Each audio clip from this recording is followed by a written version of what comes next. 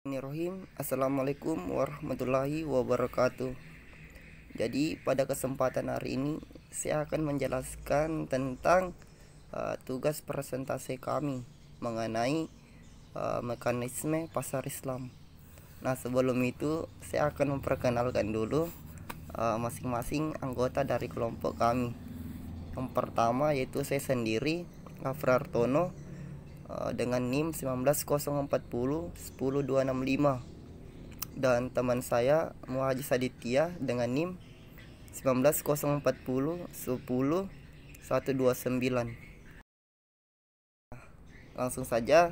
Yang pertama mengenai Islam dan sistem pasar. Berdagang adalah aktivitas yang paling umum dilakukan di pasar. Harga dan pasar persaingan sempurna ada pasar Islami. Konsep Islam memahami bahwa pasar dapat berperan efektif dalam kehidupan ekonomi bila prinsip persaingan bebas dapat berlaku secara efektif. Pasar tidak mengharapkan adanya intervensi dari pihak manapun. Nah, yang kedua, Islam dan sistem pasar. Ibnu Taimiyah membatasi kebebasan pemerintah dalam menerapkan kebijakan intervensi pada 4 situasi dan kondisi berikut. Pertama, kebutuhan masyarakat atau hajat orang banyak akan sebuah komoditas. Kedua, terjadi kasus monopoli, terjadi pendistribusian pada satu penjual saja.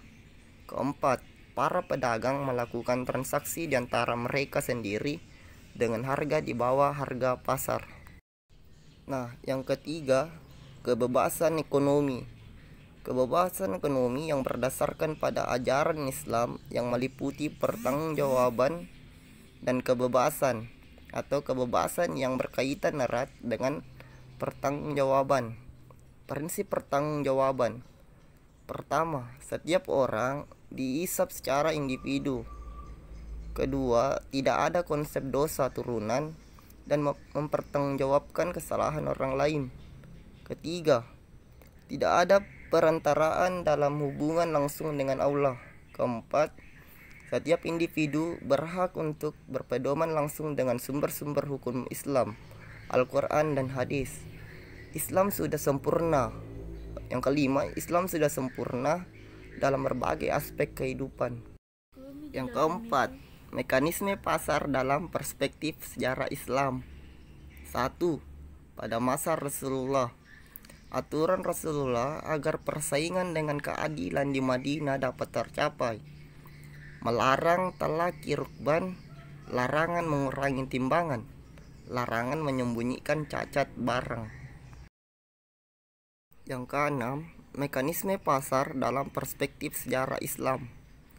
2. Pada masa Ibnu Taimiyah 1263 sampai 1328 Masehi, harga dibentuk oleh kekuatan penawaran dan permintaan. Kenaikan harga terjadi karena penurunan penawaran akibat inefisien produksi, penurunan impor dan tekanan pasar. Ketujuh, mekanisme pasar dalam perspektif sejarah Islam. 3. Pada masa Ibnu Khaldun, membedakan komoditas barang sesuai kebutuhan pokok dan barang mewah. Prioritas pengaduan kebutuhan pokok seiring peningkatan populasi. Populasi yang meningkat akan mengubah gaya hidup, harga barang mewah meningkat. Yang ke-8, struktur pasar menurut Ibnu Taimiyah. Secara teknis, operasional menjamin terjadi persaingan sempurna. Persaingan sempurna tersebut terjadi dalam bingkai nilai dan moralitas Islam. Pemerintah bertugas menjadi regulator. Kebebasan terkendali yaitu kebebasan yang dibatasi pada nilai syariah Islam. Yang ke-9, struktur pasar dalam ekonomi. A. Pasar persaingan sempurna. B. Pasar persaingan tidak sempurna. Yang ke-10, A. Pasar persaingan sempurna. Pasar persaingan sempurna lebih mendekati struktur pada pasar Islam. Bukti kedekatannya antara lain: bebas keluar masuk pasar, harga ditentukan oleh pasar, perfect information. Yang ke-11, B. Pasar persaingan tidak sempurna. Pasar persaingan tidak sempurna adalah pasar di mana banyak penjual atau banyak pembeli sehingga harga dapat dilakukan oleh salah satu pihak. Contoh yang paling sering kita lihat adalah monopoli, yaitu dalam pasar hanya ada satu penjual dan hampir tidak mempunyai pesaing sehingga monopolis leluasa menguasai pasar. Yang ke-12, sebagai penutup saya ingin mengutip pernyataan dari Walt Disney.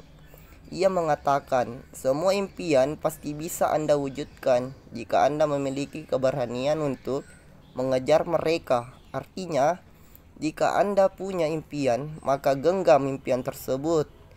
Yakini dan kejar. Percayalah bahwa impian Anda pasti bisa Anda wujudkan. Nah, itulah dia tadi hasil dari presentasi kami dari kelompok 10 mengenai tentang mekanisme pasar Islam. Jadi saya ucapkan banyak terima kasih. Assalamualaikum warahmatullahi wabarakatuh.